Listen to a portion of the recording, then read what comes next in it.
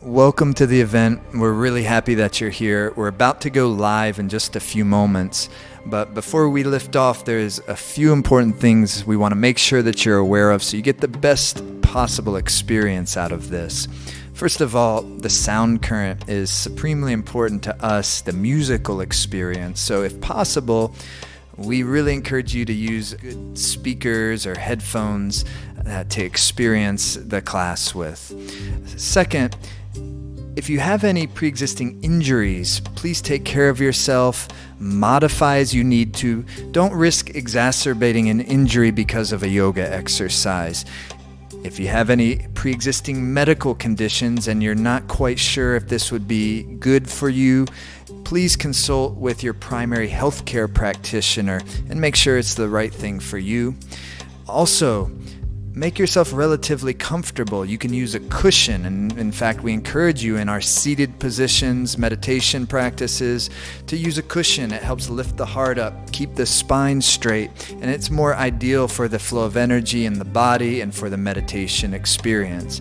You can even be sitting in a chair with feet flat on the floor for those of you that are unable to sit in a meditative sitting posture on the floor.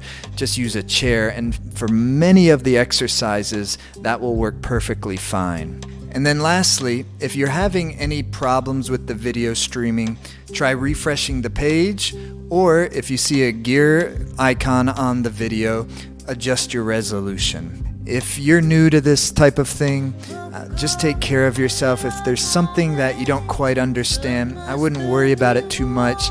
Everything that needs to click will click after a few times of trying it out. Enjoy the experience. We're about to get started in just a moment.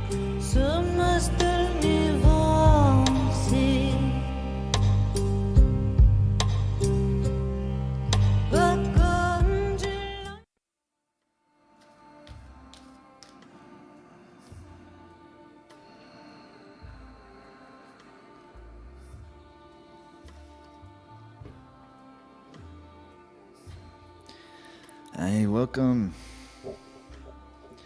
Hi, everybody. Thanks for being here. Really grateful to be here with you. And I think we're going to have a great time together. I think this is going to be really fun. I think we're going to feel great. And if we are already feeling great, I think we'll be able to enjoy deeper into that. If we're having a hard time right now, I think it'll help lighten our load and help us to essentially feel good in ourselves. That's what this Kundalini yoga experience to me is all about, is having a nice tool that I can use anytime I need to feel good in my body, to feel good in my mind.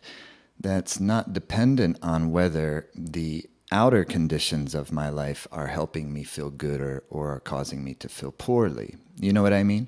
Sometimes we have circumstances in our lives that that are providing us with plenty of pleasures and joys and happiness. But then sometimes in our life we have time periods where life is providing us a much more bitter pill, much more bitter medicine. It's all medicine in both sides of it. The question is, what type of medicine? It's not like the sweet taste is bad and the bitter taste is good, or vice versa.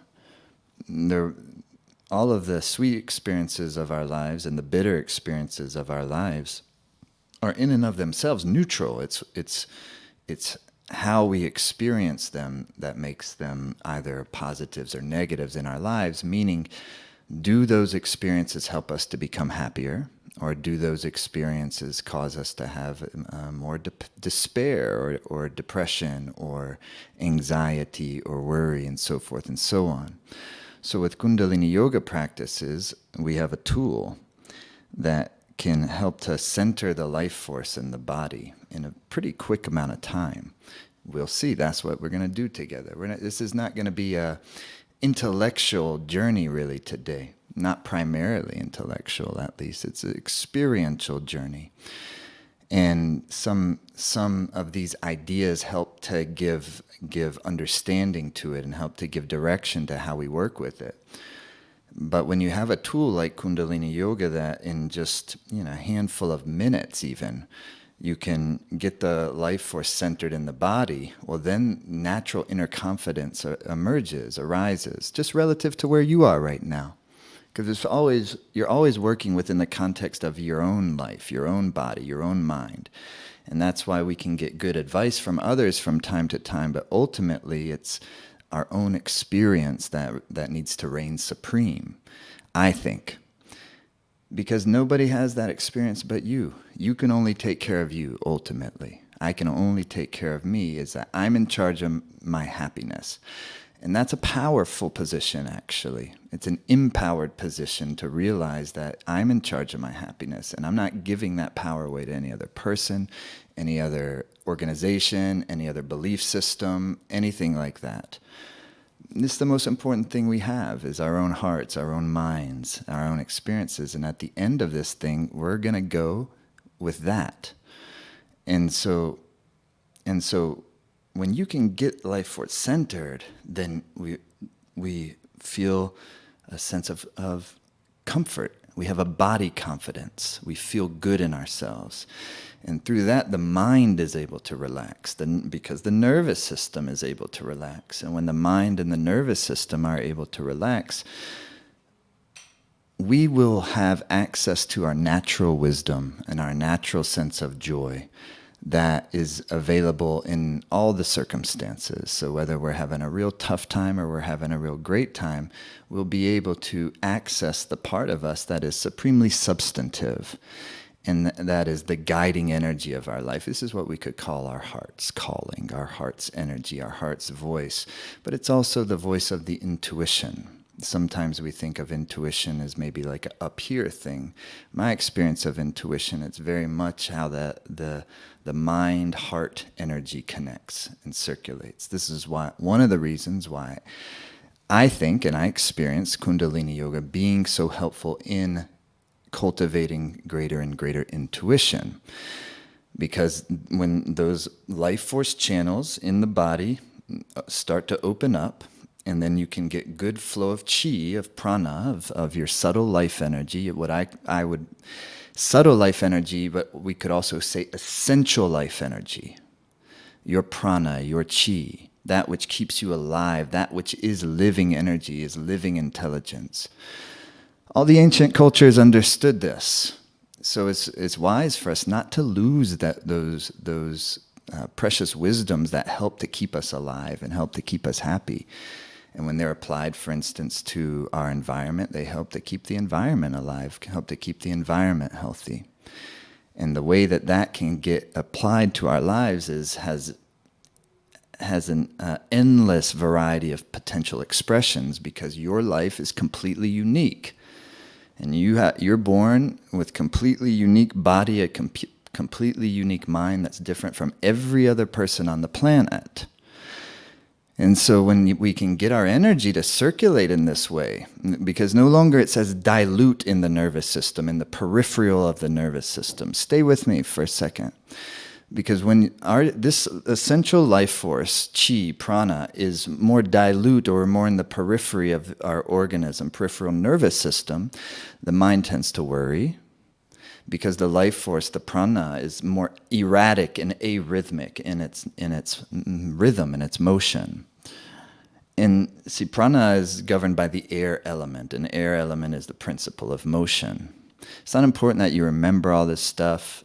This is just kind of setting the canvas for our practice together, so we have some sense of what it is we're doing. But on one hand, yes, it is a science, but on the other hand, it is as much an art. So this is more of creating a landscape for us to practice upon. And so when that prana life force is more in the periphery of the nervous system, so then the mind is going, we end talking, and doing.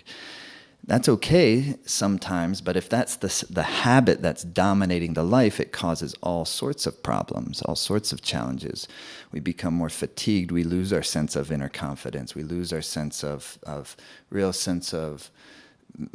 we can feel how we're being wisely guided in our life. We can feel the intelligence of life. We can feel that we're in the place that we need to be, because then if I can feel like I'm in the place where I need to be rather consistently, regardless of where I am, then I can be present. And when I'm present, then the nervous system has relaxed. The life force energy can flow very nicely, and I can be very present with you, and you can be very present with me. And then we can have a connection, a communication that takes place. And this is what uplifts our lives, is to be present with what's going on in our lives. But it's very difficult to do that because there's so many demands on so many of us. And we have our demands of our family. And if we have children, we have so much of taking care of our children, especially when they're young. That is very difficult to find the time to make sure that your prana is well concentrated in your body and you can feel yourself in a way that is you. Because when we're in relationships or we have children or we have, work, careers that we really care about, sometimes it's easy to forget what we feel like and forget who we are independent of all of that stuff. And that's crucial because that's how we feel ourselves, and that's how we bring our best selves into all of those things that we do, into connecting with our children and taking care of them, or connecting with our families or significant others, to have good communication, to have good energy together. That's what I mean, not just communication like you're able to talk and ideas are passing effectively back and forth and we're not creating disharmony through over-aggressive communication or passive aggressiveness and this type of thing. But by communication, I also mean that there's a ease in the flow of energy between each other. So this is the glory of yoga practice and Kundalini yoga, because if I can get my prana in good energy rhythm, and you'll see what I mean by all of this. If I can get my life force to feel well centered in my organism, in my nervous system, body, then that creates a sense of ease in me. Now the worrying mind has kind of dissipated. It's not that I have to try hard to stop worrying, or the depressed, melancholy mind has kind of lightened. And it's not that I have to try hard to feel light and to feel happy and to feel like I'm glad to be alive. I'm grateful to be alive. Well, to use exercises to be able to help us do that, to be able to move the body and bypass the endlessly thinking mind, and to just use your breath. And to put the body in a rhythm, and to use the sounds, use the music, use the mantras, all of it. It's a way of tuning the mind-body system so it can just kind of be in alignment, be attuned. I think of the whole body, the whole thing, as it's an electromagnetic psyche, really. Your tissue layers, your blood, the bones, the skin, the fatty tissues, the nerve tissues, the watery components of the body, all of it is an electromagnetic field, is electromagnetic psyche. The good watery, if the body is well nourished and well hydrated, it gives the mind a sense of inner satisfaction. If the body is very dehydrated, the mind will feel dissatisfied. So the body's not separate from the mind. So we can very much work with our body, and simultaneously, it's not like we're working with the body so that we can work with the mind. Working with the body is working with the mind. Your muscles are part of the mind. If the muscles are emaciated for my particular body type or your particular body type, it's always relative to our body types, and all of us are unique. But if our muscles are a little emaciated, our sense of self will feel that and makes the mind less confident. So when we keep our muscles relatively toned for our body type and our time of life, we have to put all of it in the context of our situation. So if you're 70 years old, that's a different situation in terms of working with your body than if you're 30 years old. So we have to put it with all these principles within the context of our life right now. It's because all we're doing this for is so we can feel happy and to feel good and to stay connected to our creativity, but also to just enjoy and to do a practice that helps us enjoy. To enjoy the working with our breath, enjoy working with our body, enjoy the fact that we're taking care of ourselves, enjoy the fact that we're together, enjoy the fact that we're alive. So when we use the practices in this way, it's not performative, it's not competitive, it's not something that, it's not even necessarily accomplish-oriented. We might have some goals and some accomplishments because that's what helps us keep on track. And that's why it's nice to create some sort of routine to where you can create a steadiness around it. Because it's one thing to do a practice like we're going to do today, where even in just, easily within an hour's time, we can have that life force well concentrated, in a nice rhythm. The intuitive mind is alive for us. We're feeling good in the body, and we're going to enjoy our day. It helps us to feel more completely ourselves. And so if we have that type of way that we practice like that, it doesn't have to get rigid, but if you have routine, then that's when it really starts to concentrate our life force in a much more substantive way. Say if I do a practice a little bit every day, or even something once a week, but it's on rhythm, it's on time. You see what I mean? You create a routine around it. We're going to be working a lot with rhythm today. But think of it in terms of also rhythm of your life, your circadian rhythm. So what is part of the rhythm of my life that is in place to help me keep my life force concentrated, to help me keep my nervous system strong and balanced, to help my endocrine system, the guardians of my health and my happiness, to be well balanced, to be nourished, to help my life force be circulating, not only being it tends to be in ordinary living that the prana life force, because it's gravity well, and because everything tends to kind of move downward if it's left on its, so to speak, default setting, well then the life force is predominantly concentrated below your diaphragm, what the yogis call the lower triangle, the first three chakras. But through yogic practices, Kundalini yoga practice, we're going to be able to tap that reservoir of energy because it's good energy. If it gets stagnated, it can cause depression or heaviness or a little bit of like narcissism or egotism and these types of things. But if it's circulated, then you start to get from this domain of me, which is an important domain, first, second, third center, up into the domain of we, which is the heart center. And in order for us to be happy, we have to have a significant enough amount of our life energy in the domain of we. Our concern for each other should also, share a similar quality as our concern for ourselves. And that's the idea. And then if we're circulating the life force up into the top three centers, what they call the upper triangle, and now we get that connection to that which is beyond the constraints of the thinking mind, and we can experience our transcendent nature, and the transcendent nature of life, top, third eye, and throat chakras. And we're working in any one Kundalini yoga practice.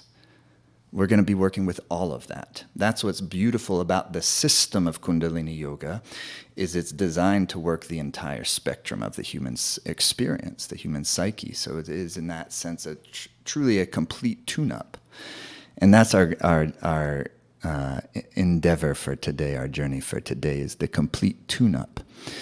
And I'm excited to do it. And if you love this, then there's definitely some great opportunities coming up to where if you want to create a rhythm to it and you want to go deeper into it, we have some very exciting things happening.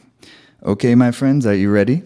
Let's begin. Take your hands and make a little warmth in your palms.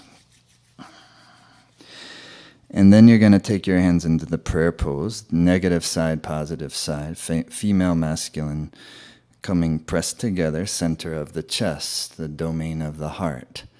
You know, if you take that upward pointing triangle and the downward pointing triangle, and then they come up together at the heart center, it creates like the Solomon's seal or the Star of David. The symbol of the heart chakra is a 6-pointed star. So you can feel your heart energy as you inhale deeply through your nose and fully exhale through your nose. And continue doing that a few times, inhaling deeply, just kind of feeling like you're enlivening the cells of your body through your breath.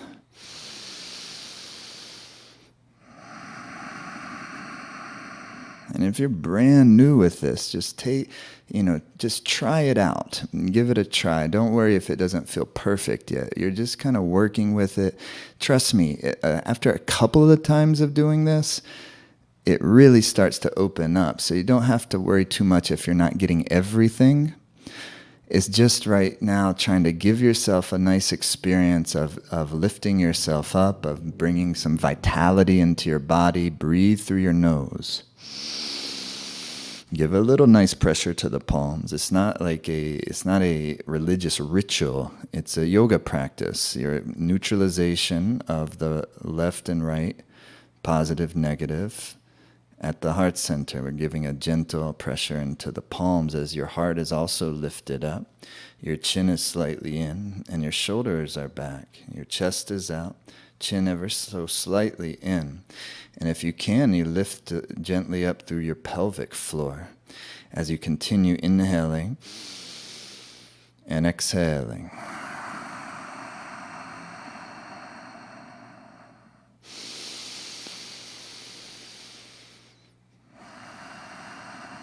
And as you continue to do that, with the eyes closed, endeavor to draw your inner gaze up between the two eyebrows, where the root of your nose meets your skull bone. You don't need to try to see anything. You don't need to try too hard to do it. Just see if you can gently relax your gaze into the area of the third eye space, where the root of the nose meets the skull bone. Where your attention goes, your prana flows. So you're combining the posture with the hands in the prayer pose, the deep, rhythmic, long breath through the nose, and then a gentle directing of the prana by bringing what's called your drishti, your gaze, into the pituitary area, which is also the third eye point, Ajna chakra, the commanding center of your glandular system, the pituitary. And so with the heart softening, the breath deepening, and the relaxed gaze into that pituitary point, we already start to give center to the prana, center to the mind. And as you continue to do this, it's quite natural that the mind is going to be distracting and maybe seem even more active or even aggravated than it was before we started. This is perfectly normal. Simply, as much as you can remember to do so, bring your attention back to your breath and use the depth of the breath to get the mind to cooperate more. So it's not just passive breathing. In this case, in this practice, you're actively breathing.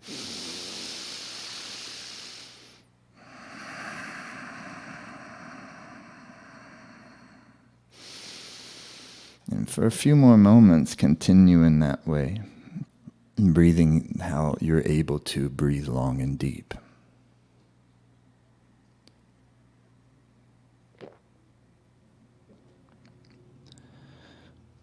And now to begin the journey to tune in, we'll vibrate the sound Om that vibrates frontal lobe, like a Om.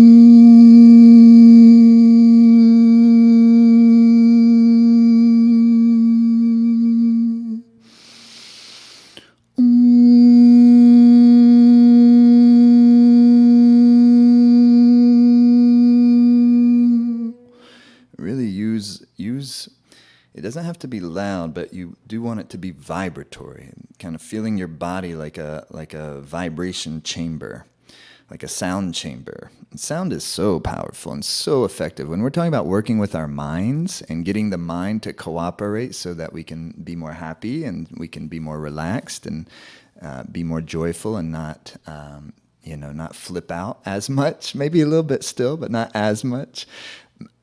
Sound is amazingly helpful and maybe the quickest way to help, but we work with all of it. So again, it's like ONG is how you could spell it out, and it vibrates your frontal lobe like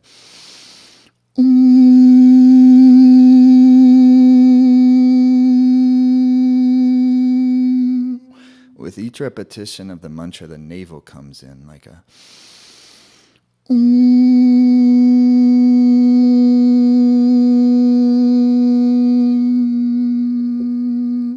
and then a heart sound, Namo. It's a sound of the heart. It's a mantra that opens up the heart. So it goes like this.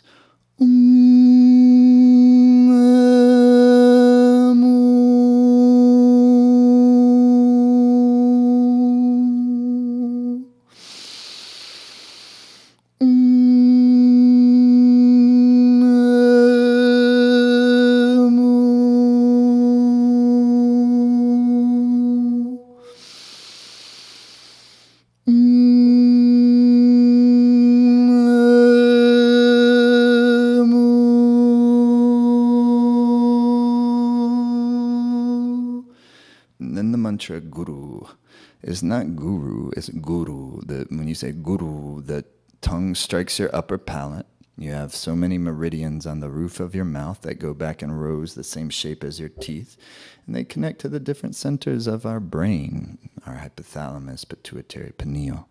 So when you say guru, the tongue will flick the upper palate, guru, and the lips will vibrate. The lips don't touch, like guru. You can feel the vibration between your lips. Try it like that, like guru. You feel how the lips will vibrate. The lips are way sensitive. That's why when you're kissing, tongue, lips, so sensitive. It's deeply intertwined into your inner energy, your nervous system. That's when you stretch your tongue. It's a way of, which we'll probably do some a little today, is a way of activating your nervous system energy to get it back into its center point. But when you're chanting with it, it's more like courtship. Guru Dev. So guru, and then Guru Dev. Dev is an uplifting energy. It connects us into kind of our inspiration point. So like this. Namo Guru Dev Namo.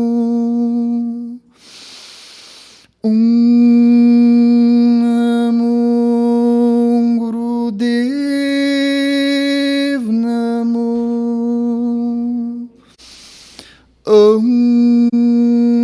Namo Guru Dev Namo. And that way of using our sound and using a mantra is a way of kind of connecting into the deeper energy of our lives, and once again to help drawing our energy back into its center point, because that's where we gain our inner energy, our inner strength, our inner power, and then can feel the connection to what this mysterious life of ours is all about. Are you ready? Okay. So come in onto your hands and knees. We'll just begin a cat-cow to start us off. Inhaling, the head is going to be coming up, and exhaling, the head is coming back. The head is coming down.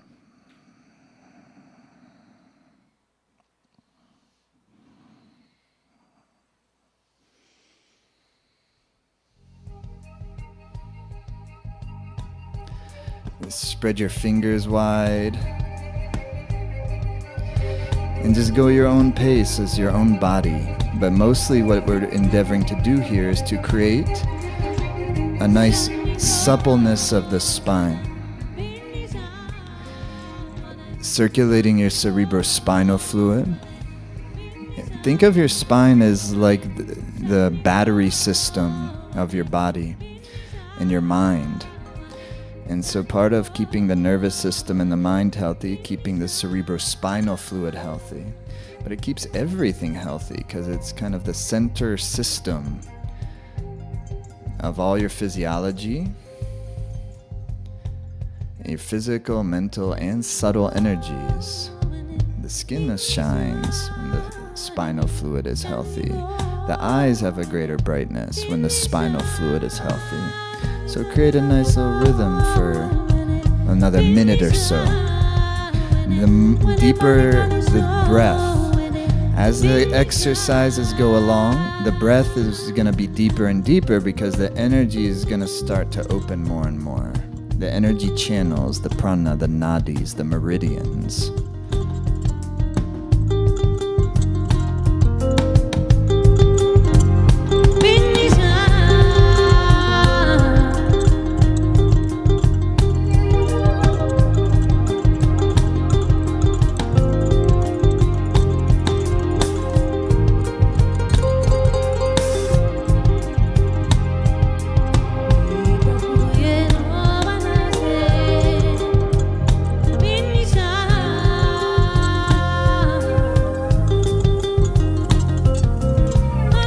Keep going, another 20 seconds or so. Deeper the breath, please.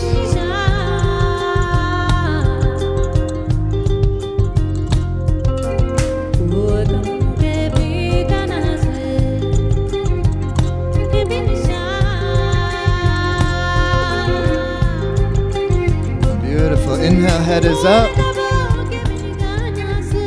Exhale, head is down. Push the breath out.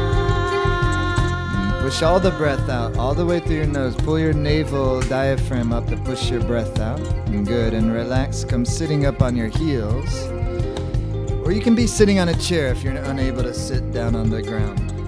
If you're in a chair, flat feet on the floor. And then we're going to create the spinal flex. Hands on your lap. And it's a lifting through your chest. Your chin is slightly in. The upper arms stay close to the body. Heart is out. Chin is slightly in.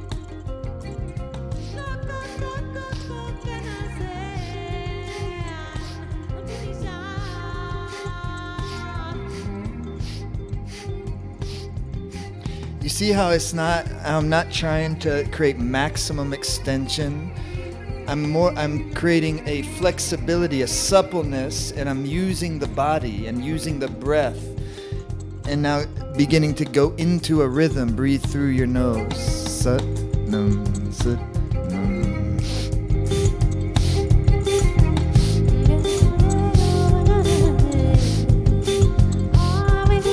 Lifting through your heart. It's not trying to press forward too much. Lift up through your heart, your sternum, that is.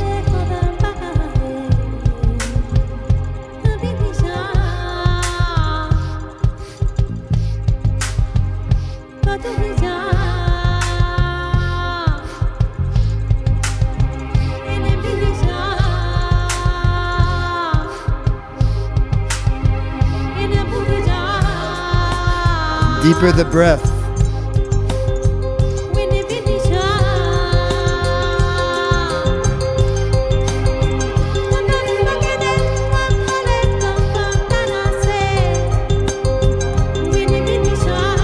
Deepest inhale. Inhale, suspend the breath. Lift up through the root lock. That's lift up through the pelvic floor, rectum, sex organ, and navel, up and in.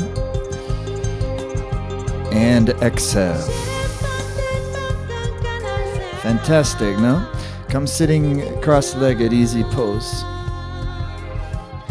So the end of each of these exercises will always be the same, and I always consider it the most precious moment of that exercise, of that kriya, is your inhale deep. We've been like in that spinal flex. You're going up, back, left, right, in, out, positive, negative. Then all of a sudden at the very end, inhale deeply Suspension of the breath. That means keep the breath in, but relax your upper body best as possible. Remember how we were doing that? Draw the inner gaze into the third eye area as best as possible. It's not a big deal. And if you can, lift up through your pelvic floor.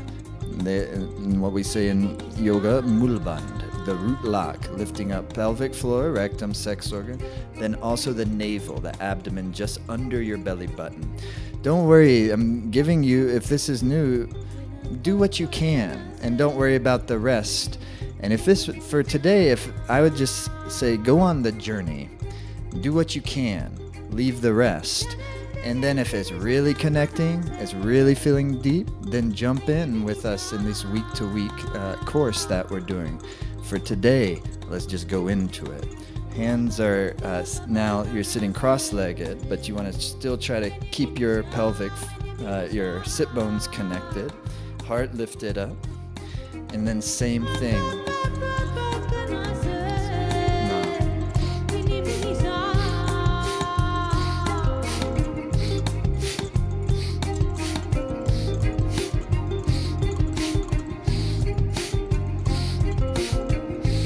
Really oxygenate the blood. Bring good vitality and fluidity and circulation to your cerebrospinal energy and to your prana. Come alive.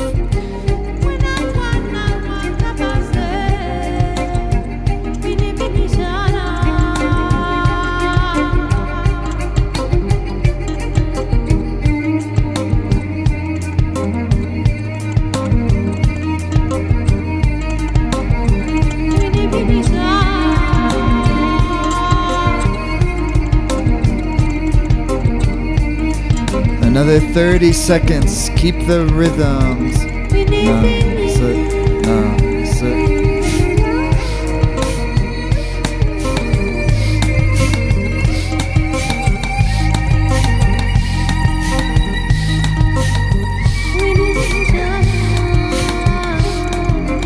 Breath rhythm.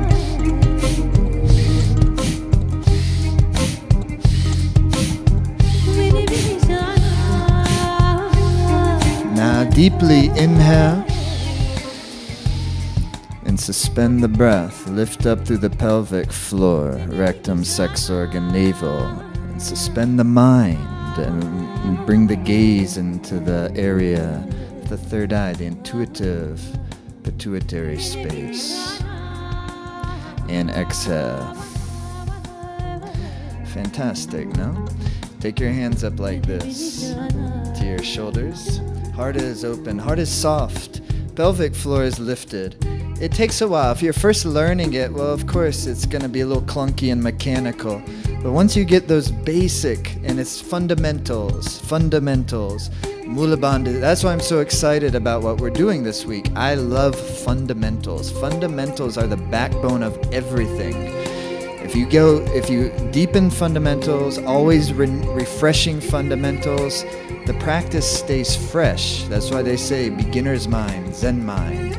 Pelvic floor lifted, heart is open, shoulder blades are released, chin is tucked in. Then inhaling to your left, exhaling to your right.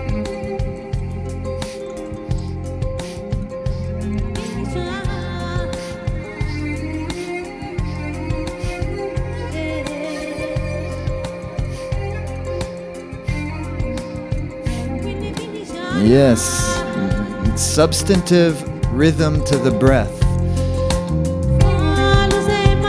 Go whatever pace feels good for you, but make it a deep breath rhythm. Go.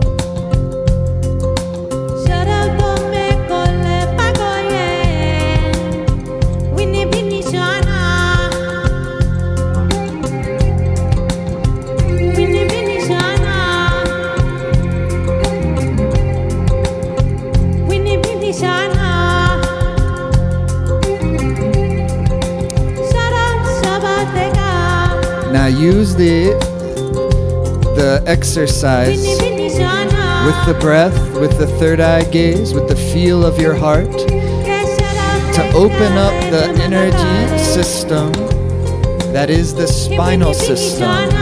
So you have a physical nervous system, and then you have the pranic, the life force nervous system, the subtle nervous system. When you go get acupuncture, this is the realm of your body system, of your electromagnetic organism that is being accessed, activated. And if you can activate your subtle nervous system by getting your prana to flow and to center and to lift up into your heart and up into the head and the third eye and the crown and to nurture the throat communication center, then you bring great healing to both the physical and the mental energy, the physical body and the mind. Because your prana, your life force, is the great bridge between the body and the mind. 10 seconds. Breathe.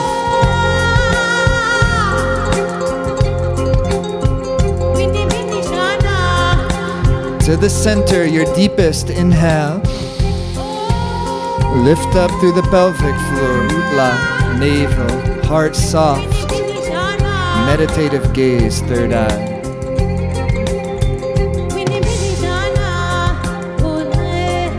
Exhale.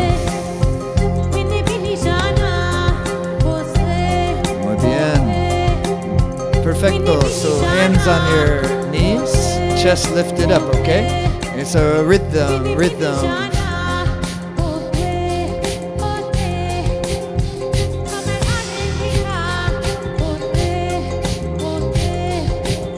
Inhale, shoulders up. Exhale, they just release. It's going to alleviate the stress and tension, upper back, shoulders, neck. But we're doing it through joyful rhythm, rhythmic the breath. Every exhale, just let the shoulder blades release. Try to make your heart happy. Try to relax your face. Try to keep the mind light. Try to enjoy. Try to lift up your joy.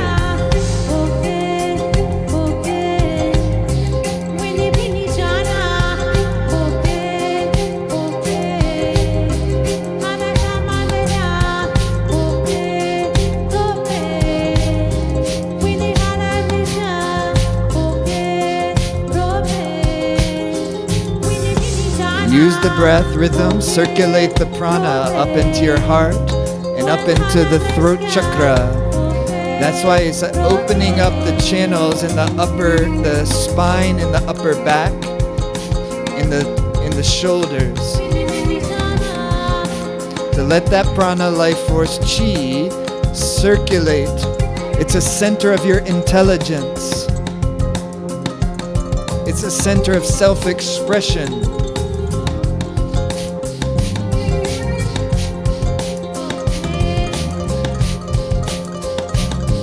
Deeper the breath rhythm, please.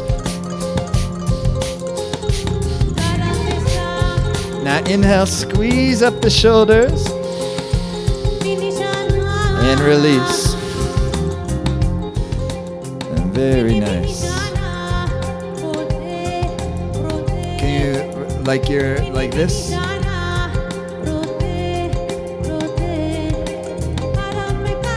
Keep your heart held high. Relax your jaw and your tongue. Relax your mind. It's loving ourselves. It's not fixing ourselves. There's a difference. Love yourself. Other direction, please.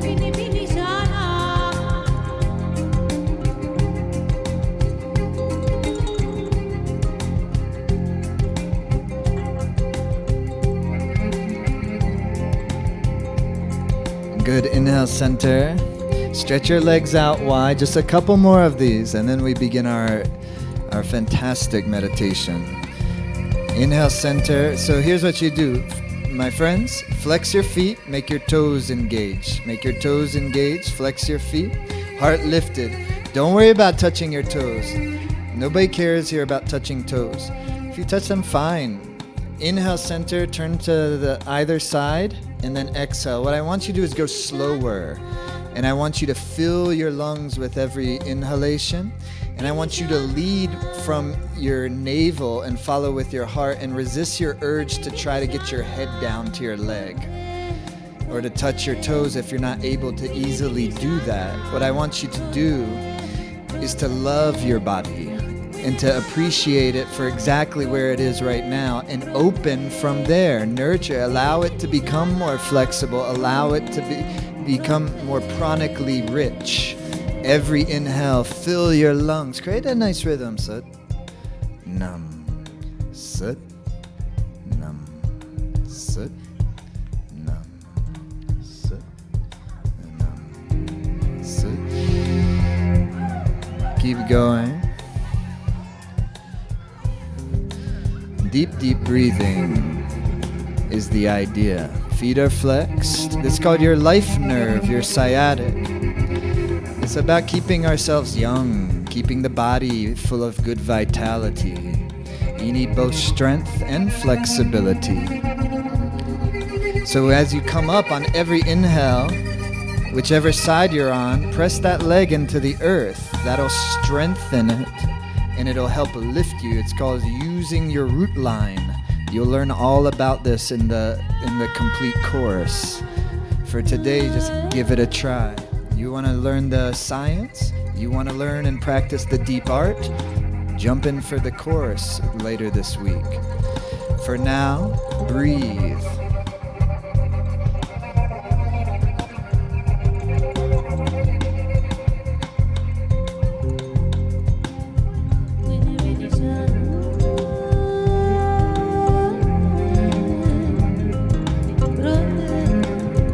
Inhale, and then hinge forward. Hands on the earth like Megan will show you. Like that, and lift up through your sternum, just best you can. Flex your feet, and breathe long, slow and deep. Eyes closed, draw the gaze, meditative third eye. Breathe long and deep through the nose.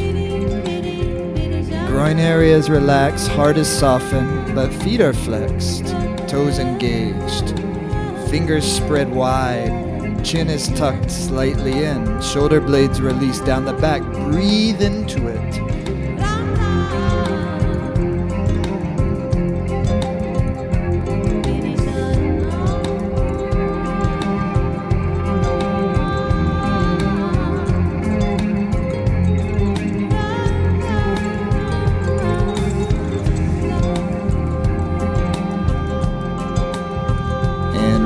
Shake your legs out. Fantastic job, everybody. Okay, we are getting there. But what I'm gonna, in a moment, you're gonna come standing up. And your hands are gonna be in this Gyan Mudra, the index finger to the thumb. That's like a wisdom seal. Your Jupiter finger, index finger, seals to your thumb, your sense of ego, sense of self. Palms are facing forward. Now here's the thing with this march, and it is like a march. And when we inhale, one leg at a time, the knee will come up to hip level as the arms come up. Now here's the key, because it's easy to phone this thing in because it just looks like you're marching, but understand what we're doing. Every time the arms raise up, you want to get a stretch in your armpits, and it's going to create a nice, great rhythm. And when you have this kind of rhythmic motion going where both your big muscles of your legs are working, that's going to make your heart pump. That's going to cause your blood to circulate and to deliver its nutrition, its prana, its oxygen to all the cells and all the tissue layers of the body. But simultaneously, you're working in the upper chest and under the arms to help pump your lymph. Because your lymphatic system, where over 80% of your immune system is, by the way, doesn't have a pump like your blood has the heart to get it pumping. Even still, the heart needs help. The heart is always working for us. How often are we working for our heart each day? That's the question. That's why the doctors say, get out and walk. Don't be stagnant. Exercise. So the lymph moves when we move it. And the two best ways to get it moving is your breath, number one, and your muscle rhythmic aerobic muscle movement, number 2.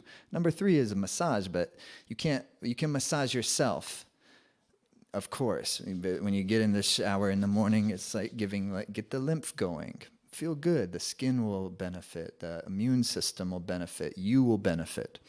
So this is what we're doing. So it's like a pumping with the upper arms, but also a stretching of your armpits. Making sense?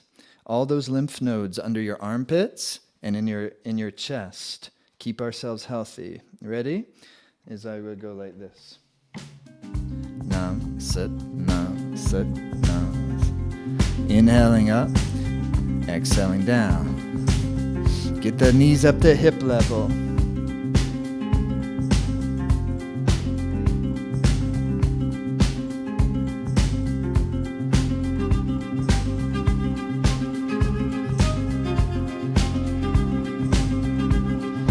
Keep going. Aquí.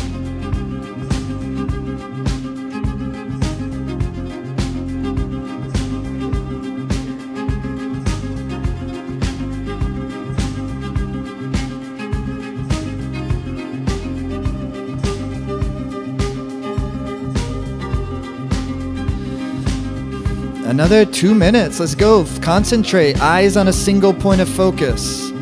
Your eyes are open, but pick any single point of focus. Doesn't matter what it is. Pick a point of focus and meditatively gaze. That's how you concentrate prana. Not just by moving the body, but move the body while simultaneously concentrating the mind.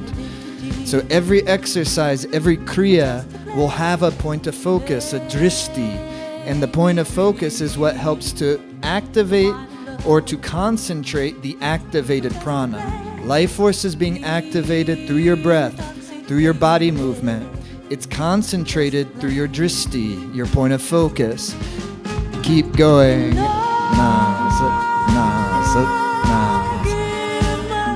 And bring into your point of focus the intent of enjoyment. Lifting your joy. Enjoy. Lift your joy. Breathe. Go.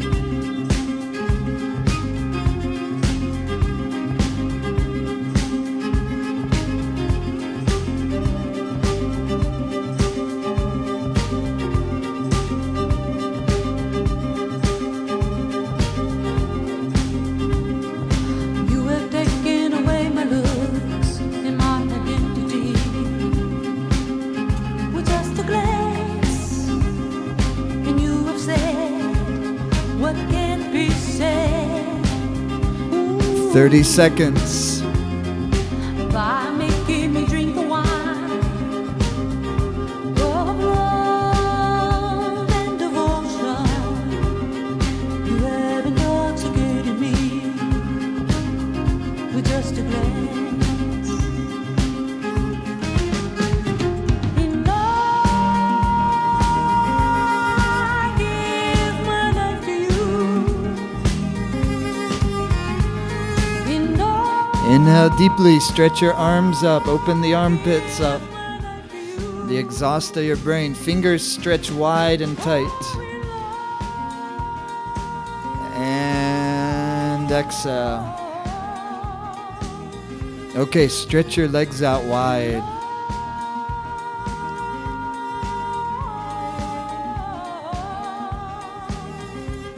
And hands are out. Fingers are firm. Legs are strong. That's your inhale position. Exhale position is here. Exhale down. Then you hold on and use your core to lift up. Go down. Use your core to lift yourself up. Inhale.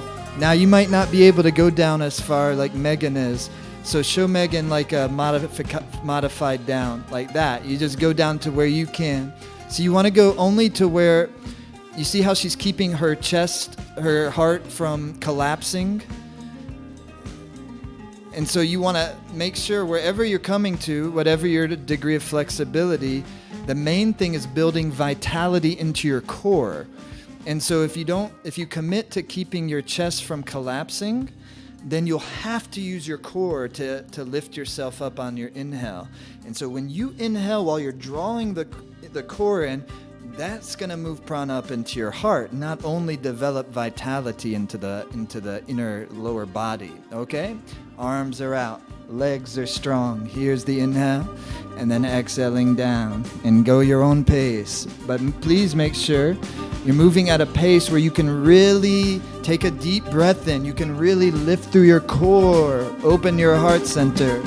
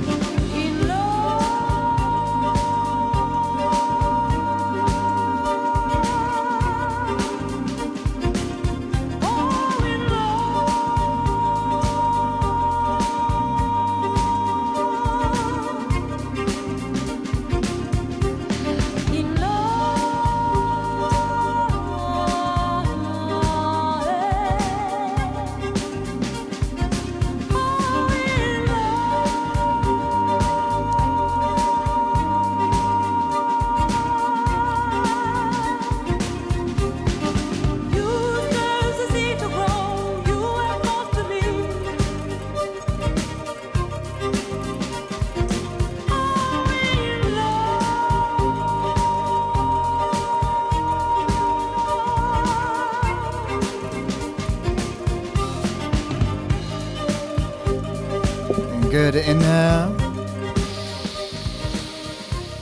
Exhale. Shake your legs out a little bit. Okay, are you ready? Frogs. You try to bring your heels together or as close as you can.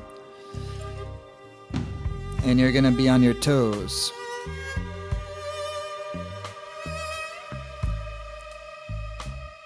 Okay, fingers are flat on the floor. Fingertips to the floor is what I should say. Yep, and that's your starting. Now, if you can't get your heels all the way together, no worries, just in that direction. Then you inhale, straighten the legs, head comes down, and exhale back into the starting position. When you come to the starting position, heart held up high, yeah? And then you keep going. Inhaling, straighten the legs, exhale, try for 26.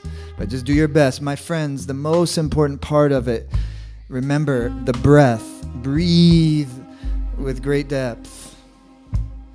In just a glance,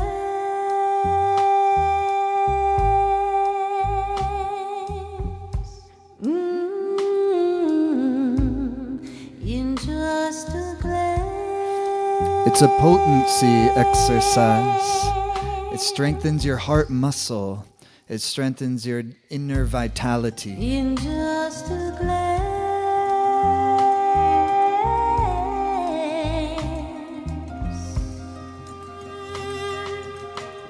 It works with your blood chemistry. Through those big thigh bones that help regulate the inner chemistry. In love.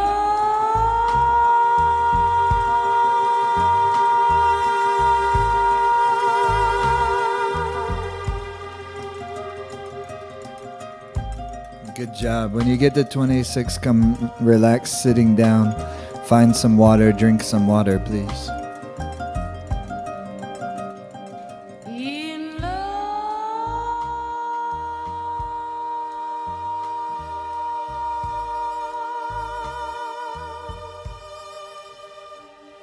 In love.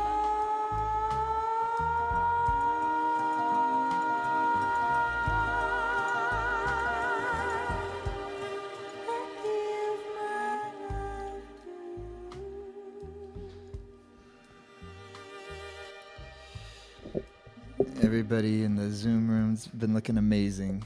Those of you who are just joining us for the first time, of course, as you know, because you're watching this, our main feed is always broadcast through the main video player, but we do like to open a Zoom space for anybody who wants to jump in just to feel and see other people practicing along with you. And I always keep it open too. And thanks everybody who's in there. And then after the class, for, 15 minutes or so, I'll come over in there and we can hang out and chat a little bit. All right, are y'all ready for this? We're going to do it's two different kriyas, and they're both wonderful and unique. And the first one is a meditation. When we say meditation in Kundalini yoga, it's a kriya. It's a exercise that's going to put the body in in a certain asana position to help to direct the energy of the body in a specific way for a specific purpose. The heart is always lifted, sit bones connected.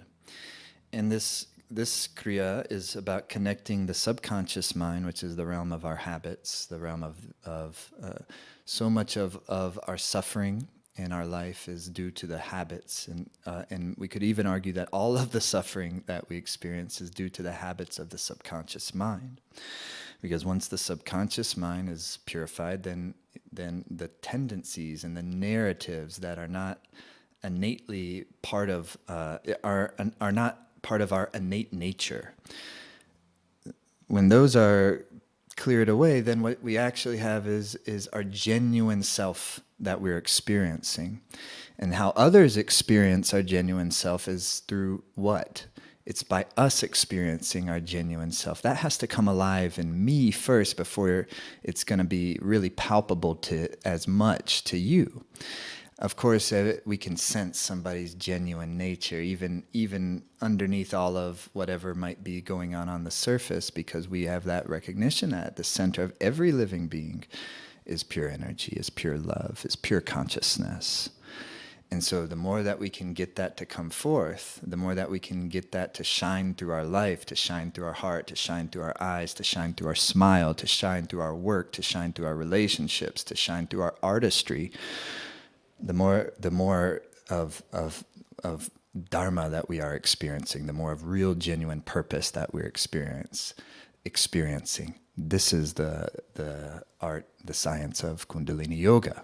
So in this kriya, you're taking your hands like this, and the shoulder blades push back like you're trying to push the shoulder blades together. Those of you who have done our free training that we released last week, first of all, thank you for taking part in that, but you also experienced this, so you already have a little practice with it, which is great. The more we can get familiar with certain kriyas, the more they become helpful tools to us that we can use at any time we wish.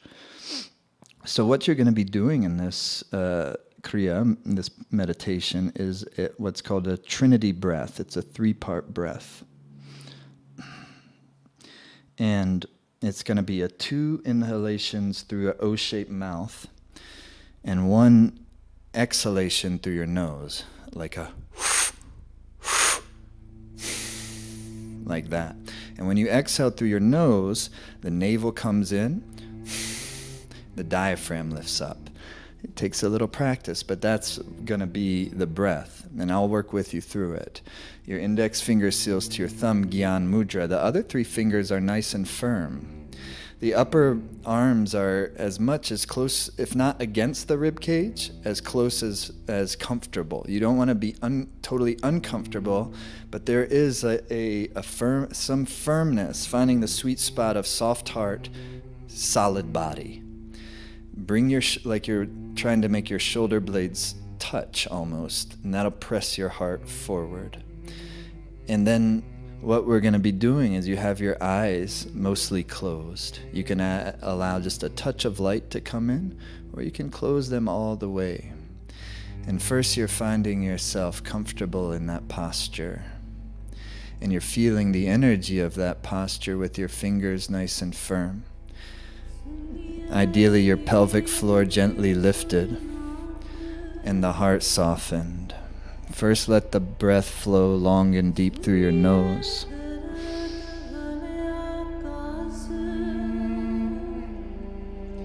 And feel the energy of the posture. Feel the beauty of it. Feel your inner sense of royalty, your regal nature, lifted heart, majestic mind, majestic energy, mysterious.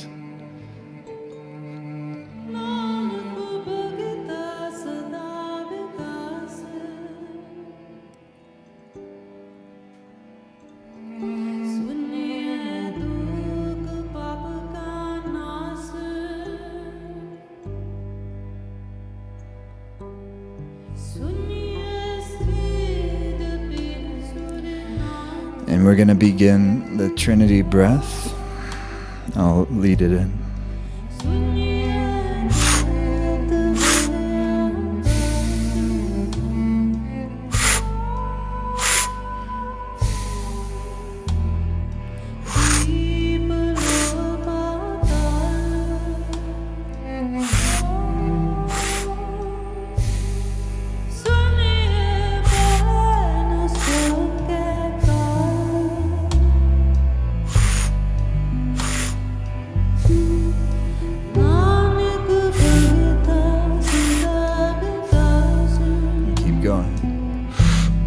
Inhales through the O-shaped mouth and one exhale through the nose. It's a two-stroke inhale and a one-stroke exhale. Puckered O and then through the nose.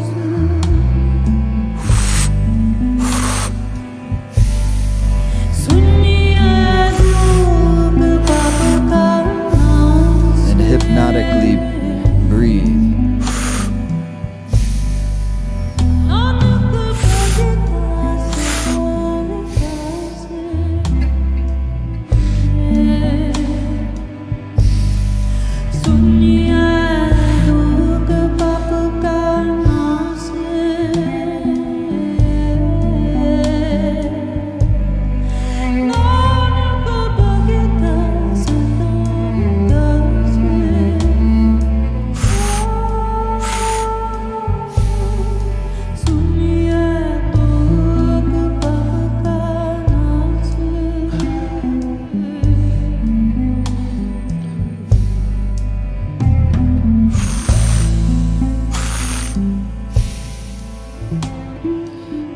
Keep it going with the rhythm.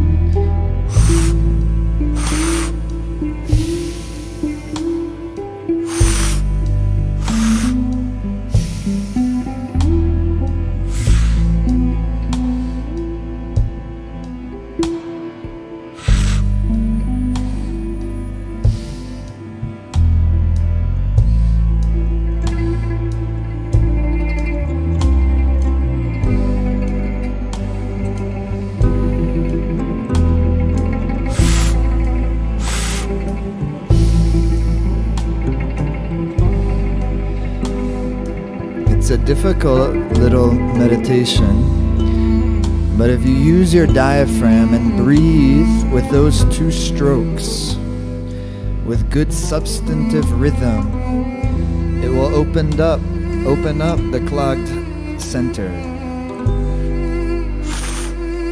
Use your breath to help the pituitary, to connect the intuition to the subconscious, to open the heart, to connect the mind and the heart together. Rhythm.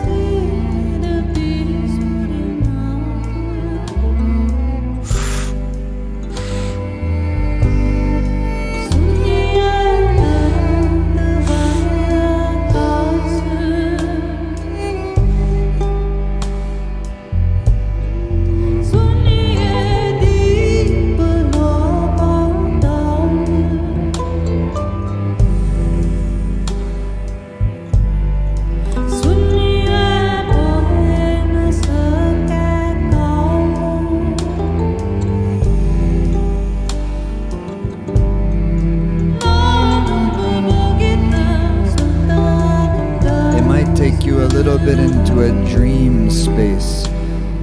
That's just fine. Just keep breathing and keep anchoring yourself back to the breath. At a certain point in a kriya, you can feel like the body or the mind is having trouble handling the energy, or you feel irritable, or you feel like you really, really want to stop, or the mind is becoming very distracting, or the body is fidgeting or itching. At that time, very lovingly, bring your attention back to the breath and allow yourself to go through it. You tap a reservoir of vitality, the natural endorphins will start to secrete. You'll feel meditatively blissful, and you'll feel like you can just keep going and will love to keep going. But for now, breathe, stay the course.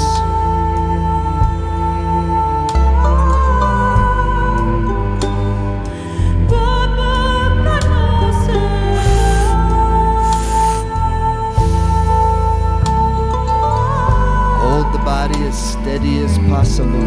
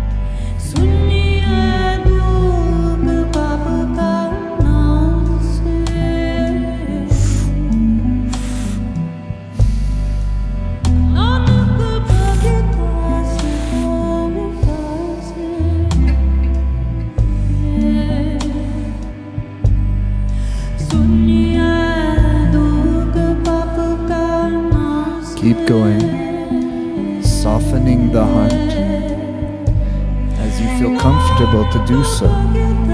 Letting the heart become very generous, expansive. Your whole energy, like a majestic field. Your shine, your brilliance, as an emanation, as your electromagnetism.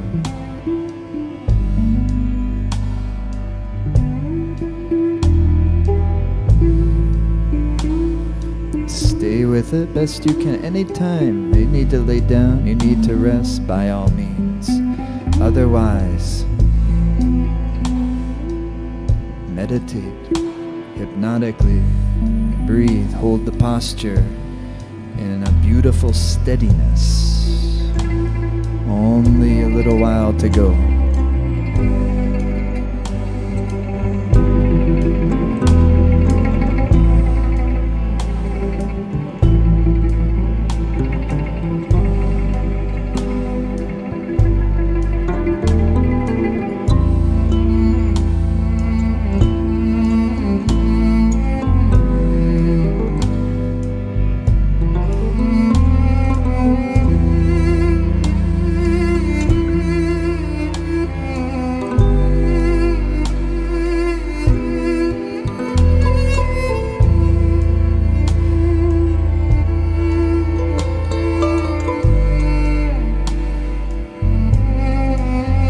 60 seconds.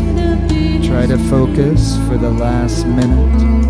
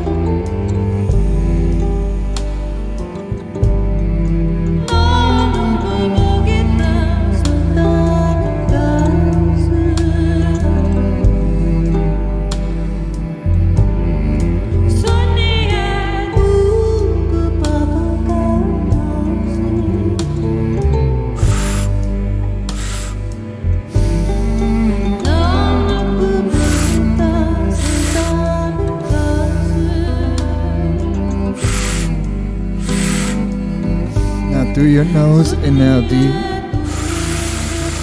And press the palms into the prayer pose. Very powerfully press the two palms together at the center of your chest. Lift up the pelvic floor and press the palms so deeply the hands will shake. Through the nose, exhale. 2 more, inhale.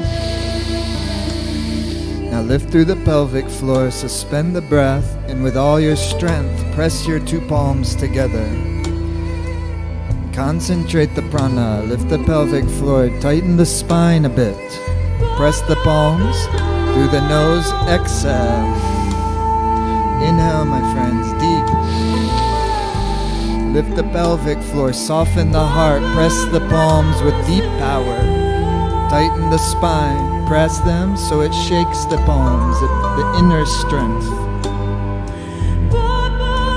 And exhale. And relax into meditative space. Heart lifted up. Mind is spacious. Breath is natural. Presence.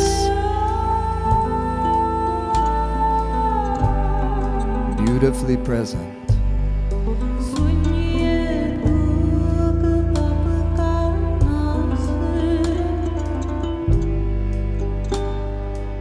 Enjoy prana in your body. Electromagnetic energy, your energy field.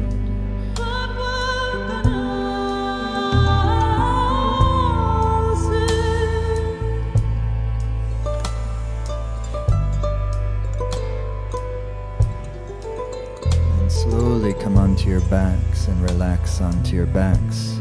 5-minute relaxation, relax onto your backs.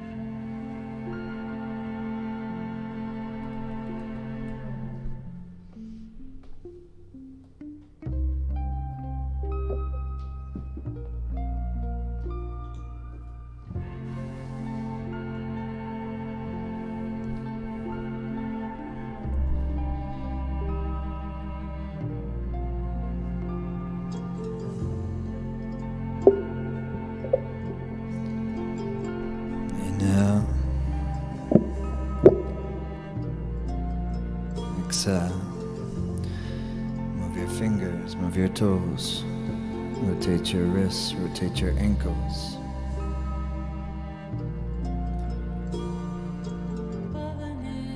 And rub the palms, make some heat. Rub the soles of the feet, make some heat.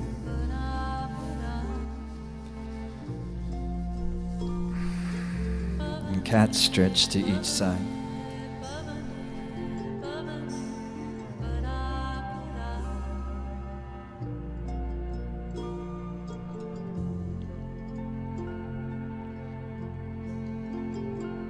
And hug the knees to the chest.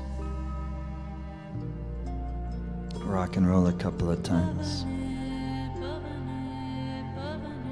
And come up.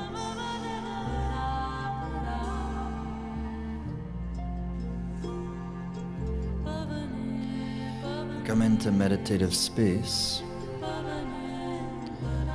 Sit in a comfortable position to where you can feel your heart.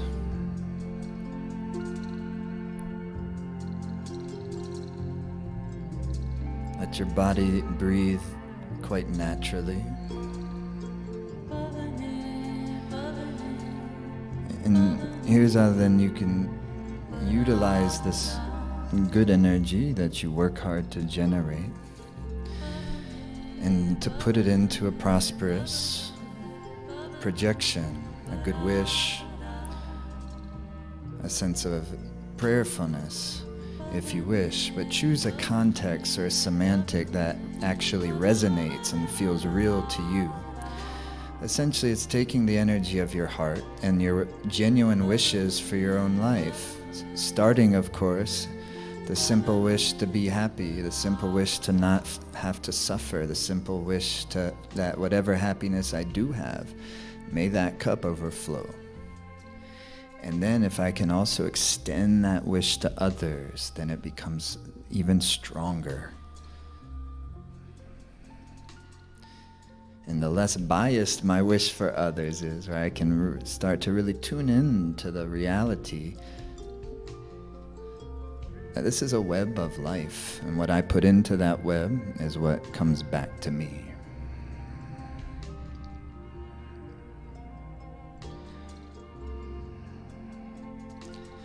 Good, and take a deep inhalation. And that's always a beautiful way to seal a sadhana, a practice like this. It's part of the art, it's part of the science. That's why I'm so very much into fundamentals, because it's really anything that we're going to be able, I think, to do consistently, it needs a certain simplicity to it, and not to be overcomplicated. Because our lives are already complicated. We have so many things going on and so many different things that are potentially pulling on our energy, so many aspirations that we have, so many obstacles and difficulties that we're looking to overcome. And so therefore, if I have that tool that help me to center my life force on a regular basis, then it helps everything else. That's the basic idea. That's the idea of what a sadhana or some level of a consistent practice is that you're putting yourself in a rhythm. You have a routine around it. Kundalini yoga helps you experience, this is called body alchemy. Kundalini yoga helps you experience how amazing your body actually is. When you learn the simple fundamentals of the practice, it gives you the crucial power of feeling safe and comfortable in your body. From there, real body confidence emerges, and you feel your innate beauty and magnetism. You begin to explore how to use your body as an instrument for joy, for creativity, and inner vitality. So in body alchemy, we cultivate physical strength at our very core, healthy electromagnetism, and a brightness of being that allows us to enjoy life in all its facets. And that's the real starting point for it, is because here you're very physical beings. And to learn how to be here and to learn how to exist in this body, it's not about, these deep meditative yogic practices are not about exiting our body. But in a certain way, they are very helpful for the time that one day when we will have to exit our body, all of us. That's a fact. And so it's not, though, about preparing for some later moment necessarily of when I'm going to die. It's not grim like that.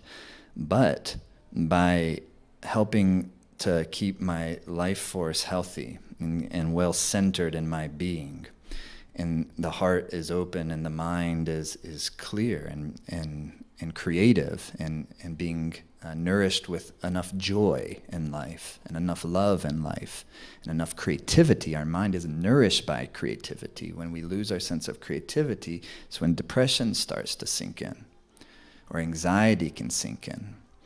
So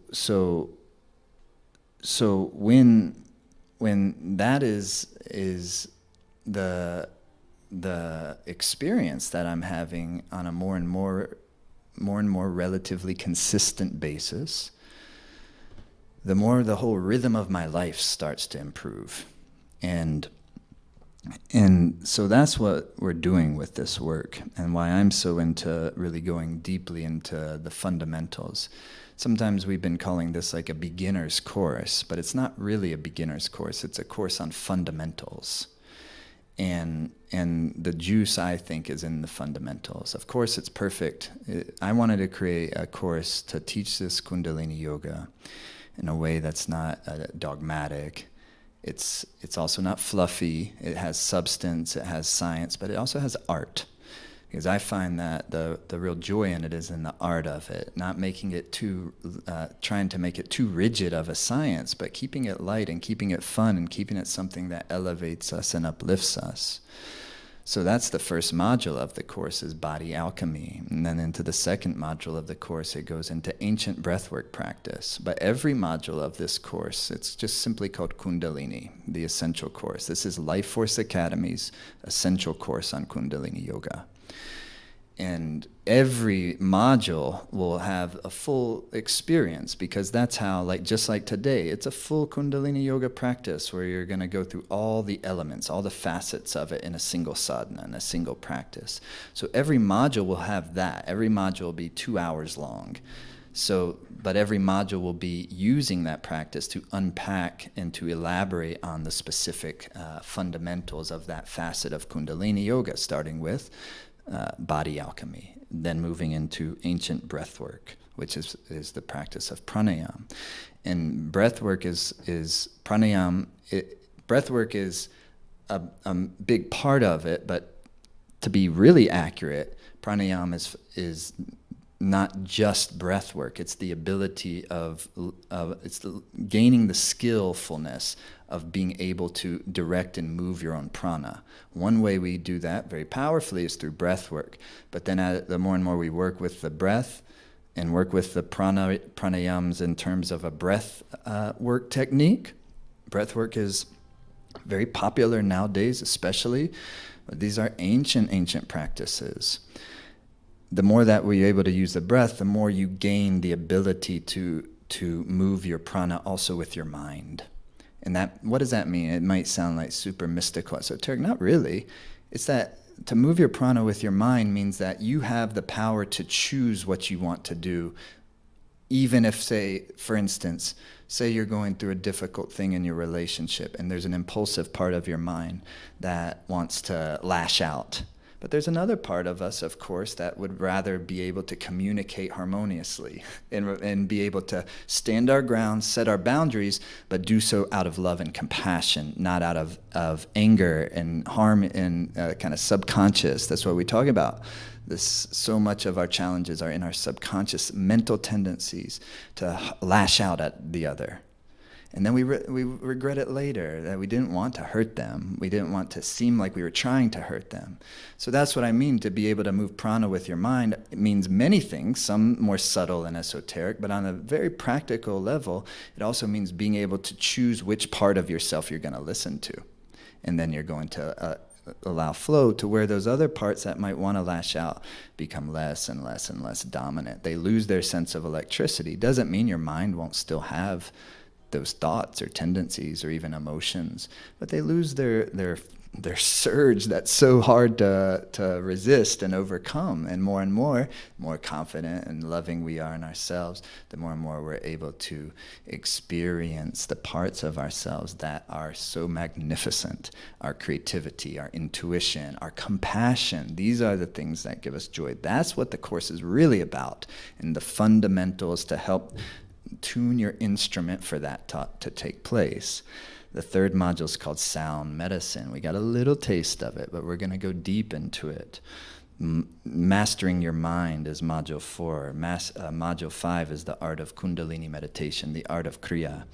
And module 6, Kriya and Tantra, weaving your sacred path. And then in between the modules, there'll be a special kind of Q&A/class that we'll be doing that won't be exercises, but you'll be able to submit your questions to me, and I'll spend some of that answering, but the first part of each of those sessions each have their own themes, so where I can elaborate more on things that we won't get to in the main modules, such as crafting your perfect personal practice, healing through Kundalini Yoga, astrology in Kundalini Yoga, sexuality in Kundalini Yoga. So those are in between the main sessions. And if you can't be there live for them, this is something you'll have lifetime access for. If you can be live each week, fantastic. It's a lot of fun. But everything, all the sessions, both the main modules plus the Q&A classes, those are all recorded. They're all on demand. If you can't begin right away with us this week, you'll have lifetime access to it. So our idea is to make this as easily accessible to you that works, because we have people in all sorts of time zones all over the country. And we have Life Force Academy, people who take our courses and are part of our membership in over 60 countries around the world. So we make it as easily as accessible as possible.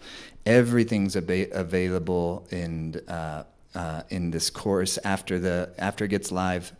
Within, I believe, a day, we'll let you know exactly the amount of time. Within the next day, it's available for download, so that you don't have to, if you want to say, take it, you're going somewhere where you're not going to have internet access. You can download it before you go, and you can take it with you, and you can do it wherever you're going to be. If you're somewhere without internet access, chances are you're somewhere pretty nice.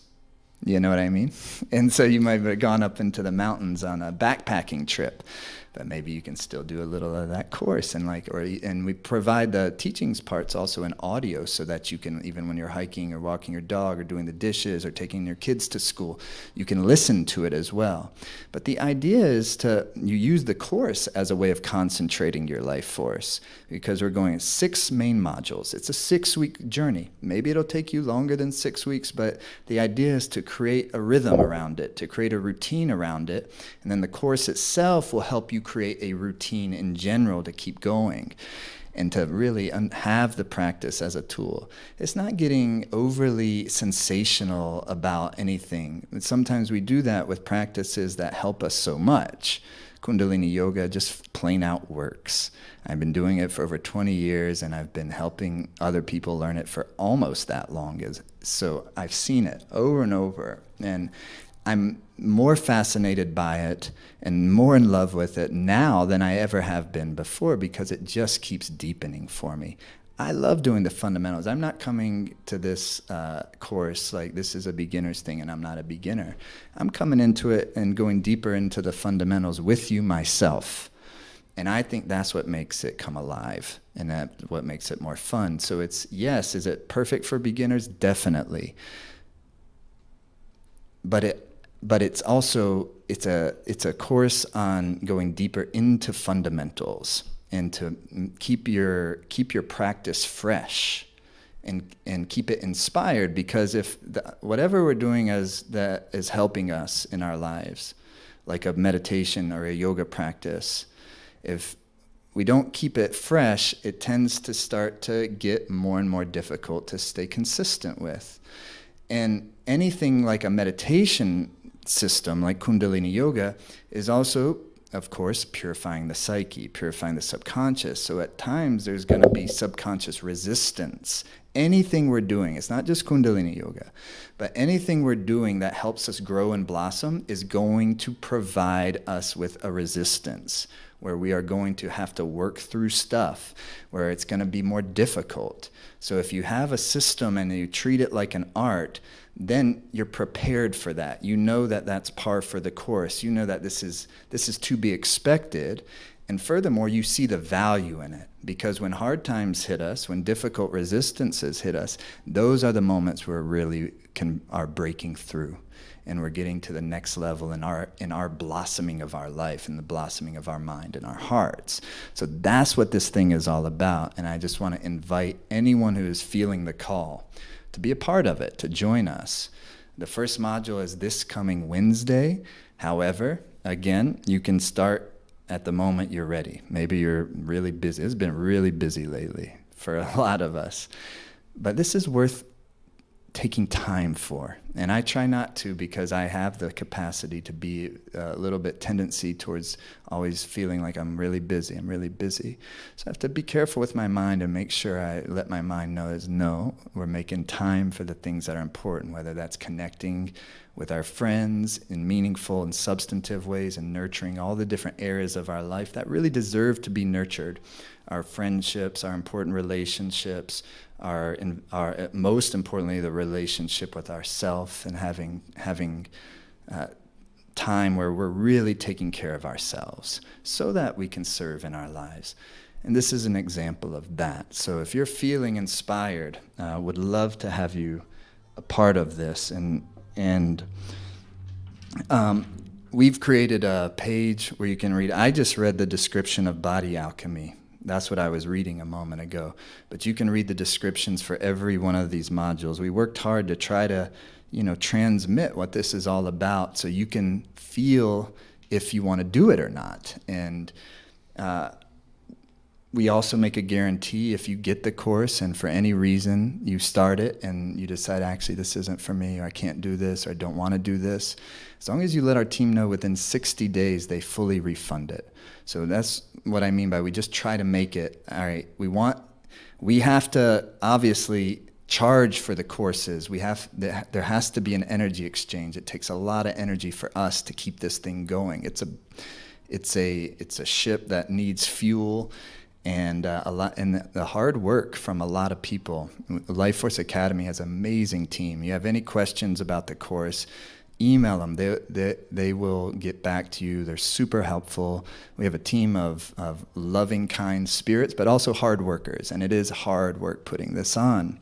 But we really take a lot of pride in, and I think, as you can probably experience today, in really producing something of quality that's beautiful, that has depth, that's fun, and that's what we try to do with everything that we put out and we produce. So the regular price for the course is $550. And as some of you know, if you've been taking the free training over the last week, it's a really good sale price right now. It's only $249 if you get in right now. And there's also a payment plan. If you can't do the full $249, you can pay in 3 installments of $97. So that'd be $97 right now. Then 30 days later, the second, 30 days after that, the third. And you get full access to everything right away. And like I said, there's a 60-day guarantee, and there's a certificate of completion. If you complete it, there'll be a little, things you'll have to complete to get this, but it's a certificate of completion. It's not a teacher's certificate. That'll be later down the road for anyone who wants to do that. But this is a certificate course. Maybe you're already a teacher or a professional, and so that you have the opportunity to get that as well. There's also 3 really good bonus gifts for anyone who joins in. The first one is the 6-month complimentary access to the Life Force Academy membership. Some of you know what that is. Our Life Force Academy membership is designed to help, keep it fresh, keep inspired, We have live classes all the time. We have libraries of classes, of Kundalini yoga classes that I've taught and some other teachers. We have power practices. Hey, I just want to do the Kriya to, get a good night's rest and build and have good vitality through my sleep. Or I want to do the wake up energization series in the morning. Or I'm feeling overwhelmed and I want to do the meditation to reduce overwhelm. Or I want to do the Kriya for my digestive system. All of those are in the power practices. And that's just tip of the iceberg with Life Force Academy membership. So anybody who gets this course, 6 months complimentary access to Life Force Academy. And then the second is the student pricing, special pricing on our annual in-person Life Force Academy immersion events. And you can read about all of these on here. I'm not going to go on and on. But anyways, the point is it's a really good deal. And if you get in now, you get that deal. But it does close in just a couple of days. So now is the time if you want to jump in with all of that, get the great sale price, get in that 6-month complimentary membership to Life Force Academy and the other stuff too. All right, so that's what's up. That's where we are, and I'm excited. We start this Wednesday. And if you're not feeling to do that course and to keep going with that thing with us, I do hope that you'll keep in touch and hope that today was a great time for you and that you had a nice experience. I definitely had a nice experience. I want to thank our whole Life Force Academy team. Thank you, Aki Lava, on the video production and sound production, and Megan, thank you. And thank you everyone for attending. In a few moments, I'm going to jump over onto the Zoom room and so we can hang out and connect. And it's a nice way to integrate after doing this experience together. And thank you to the whole team. Thank you to everyone, whether you're here live or catching this on the recording. Thanks so much for supporting us and for being a part of it. Okay, lots of love. We'll take the hands into prayer pose.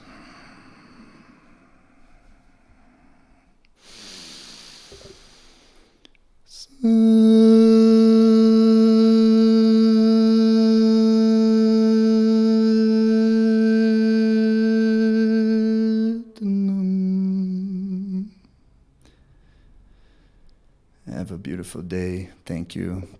Thank you, everyone. Give me about 2 or 3 minutes and I'll be over on the Zoom space. Satnam.